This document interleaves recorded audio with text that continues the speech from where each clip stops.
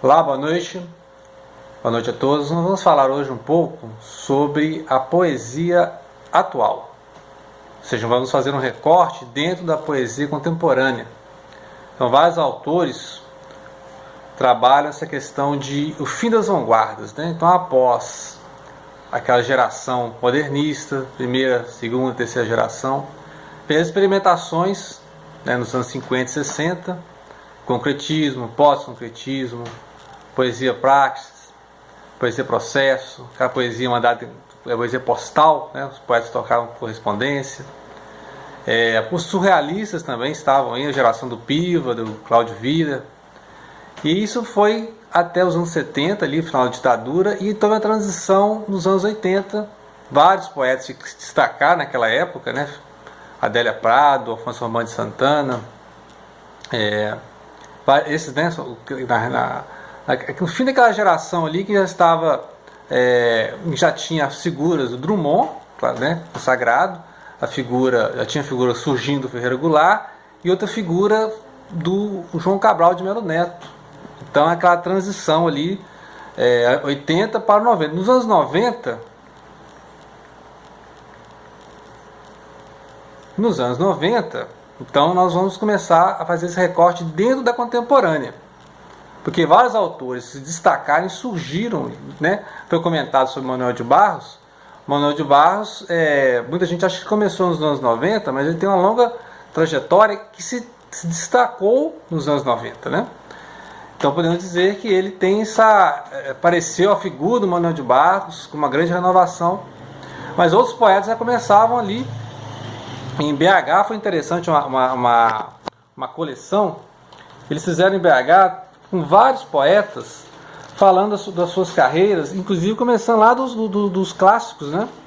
Essa coleção chamada Temporada de Poesia, dos anos 90, 94, 96, que fez um recorte. Inclusive nós temos aqui o trabalho do Marcelo Dolabella, que ele fez, né, introdução, e aqui, a partir dessas gerações aqui, dos anos 90, hein? Nós tivemos aqui vários poetas, não só em BH, mas ressaltando, por exemplo, a primeira edição de Lágrimas e Orgasmos, do Vilmar Silva, né? Essa aqui é uma edição mais moderna.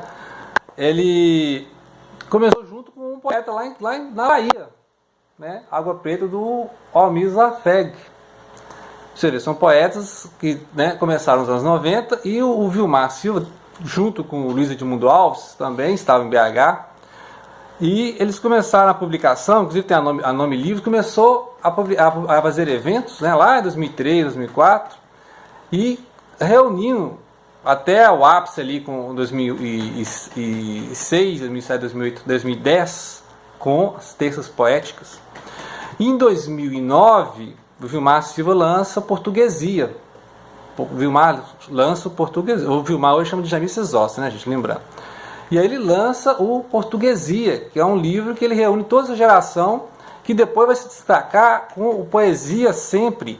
Poesia Sempre é uma publicação da Fundação Biblioteca Nacional, e essa fundação vai lançar poetas de BH que não tem nenhuma publicação, inclusive que merecendo lá um verbete naquela enciclopédia da poesia brasileira do Antônio Miranda, né? Antônio Miranda muito lido por essa geração. E essa geração já não lê só o João Cabral, só o Ferreira Goulart, e não só o Drummond de Andrade, né? Nós temos nessa geração pessoas que estão voltando lá no século XIX, e essas são pessoas que consomem literatura lá do Baudelaire, Rimbaud, Mallarmé, até antes, né? O Alves de Azevedo, a poesia do William Blake, e os clássicos pré-modernos, né? Pré-modernismo no Brasil, que é o Alfonso de Guimarães, o Cruz de Souza e o Augusto dos Anjos. Ou seja, então, antes do modernismo, já tem esses poetas que são consagrados e estão sendo relidos para a nova geração. Uma nova geração que eu senti, ela destaca tanto por aqueles que usam a poesia como uma mensagem, né, de uma denúncia social, um protesto. E aí nós temos vários recortes identitários, né? Nós temos aqueles que falam a poesia LGBT, a poesia antirracismo, a poesia feminista, né? Ou seja, são poetas que estão, eu sou poeta anarquista, sou poeta socialista. Então eles usam a poesia ali como uma forma de protesto social. né? O pessoal fala do slam, concurso de poesia. E tem aqueles poetas que se preocupam muito com a forma, né? A poesia pela poesia, o metapoema, a poesia que fala de poesia. E nessas várias camadas, né? Aquela poesia pela poesia, a arte pela arte, né? O pessoal relê o simbolismo, relê os parnasianos, relê o Olavo Bilac. Né? Nós temos o Olavo Bilac hoje em dia, que é um poeta que escreve assim, fino, né? Elegante, a forma do conteúdo, Alexei Bueno. Alexei Bueno é assim, um poeta que trabalha tanto a forma como o conteúdo. E tem outros, né? Poetas eruditos, que é o Marco Lucchesi, o Salomão Souza, né? Nós temos o Antônio Miranda, foi citado, né? Que são poetas altamente eruditos que na sua poesia retratam essa erudição.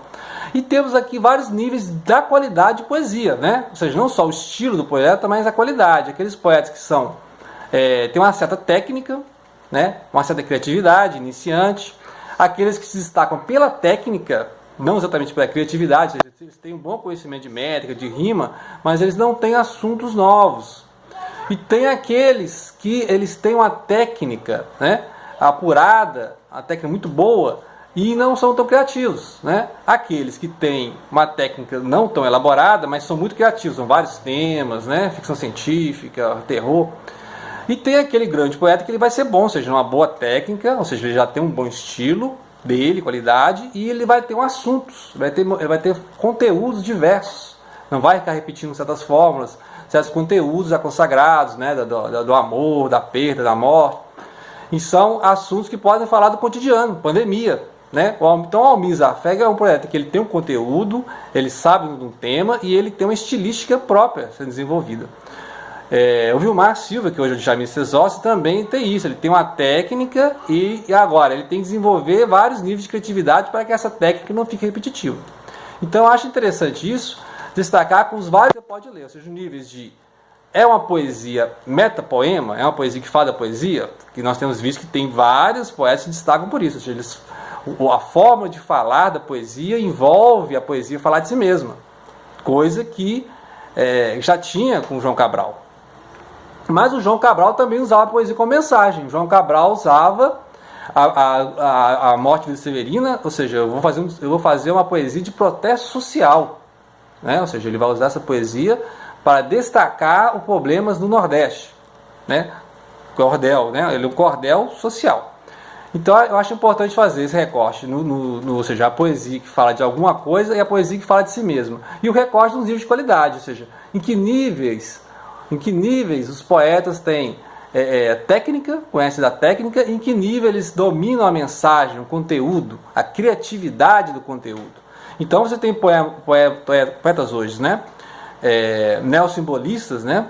Igual o Rodrigo Starling, que ele tem um conhecimento de técnica, mas a criatividade fica ali naquela questão do simbolismo, né? Os temas do simbolismo. Então é uma coisa assim, ele tem que superar essa questão. Outro poeta que, igual o Vilmar tem uma técnica, ele vai ter que ter criatividade para superar a si próprio nessa técnica, não falar dos mesmos assuntos.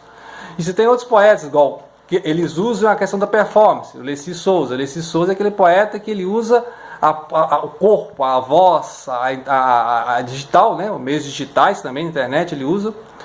Você tem poetas igual Vinícius Fernandes Cardoso, é um poeta leitor de Bilac, então é aquele leitor que vai usar a forma, o conteúdo, só que ele tem que destacar a sua criatividade. Então são vários níveis que a pessoa vai ter que superar até atingir um nível de excelência poética, né? Ou seja, tanto na sua